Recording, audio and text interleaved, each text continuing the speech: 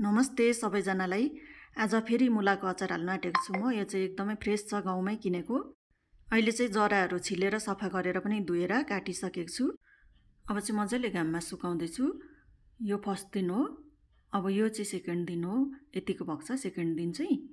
Third दिनमा चाहिँ अचार हाल्नुको लागि रेडी पनि भइसक्यो सुकेर। अब चाहिँ मसलाहरू सबै चिज हाल्दैछु।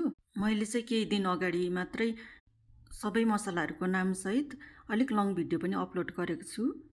मैले चाहिँ सबै चिज हालेर पनि मिक्स गर्दैछु। यसमा तोरीको तेल चाहिँ अलिक कम्ती भएको छ, त्यो भएर म भोलि थप्नेछु, पछि थप्नु पनि मिल्छ। यसरी मजाले मिक्स गर्दैछु सबै मसला, नुन, हर्दीहरू। अनि यो चाहिँ 5 लिटर जति जाने बोतल छ, यसमा नै म अचारलाई राख्दैछु।